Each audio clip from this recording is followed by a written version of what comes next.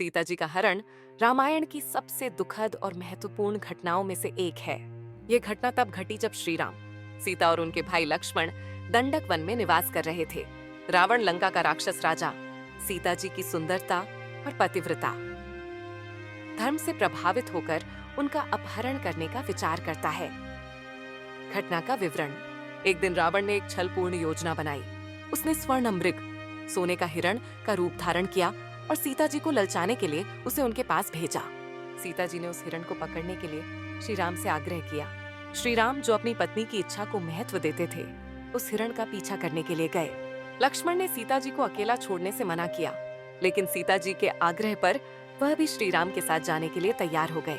जब श्री राम और लक्ष्मण जंगल में गए, तब रावण ने यह अवसर पाकर सीता जी का हरण कर लिया। रावण ने सीता जी को अपनी पुष्पक विमान में बिठाकर लंका की ओर उड़ान भरी। सीता जी ने रावण से कई बार विनती की कि वह उन्हें छोड़ दे, लेकिन रावण ने एक न सुनी। दुख की गाथा।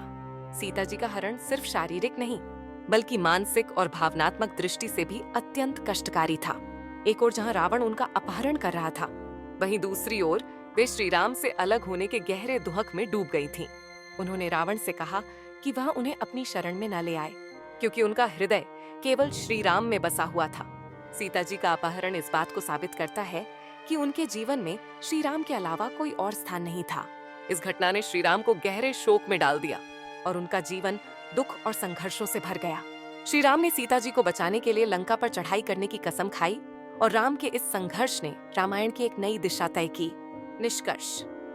सीता जी का हरण केवल एक शारीरिक अपहरण नहीं था, बल्कि यह धर्म, कर्तव्य और स्त्री की आस्था का परीक्षण था।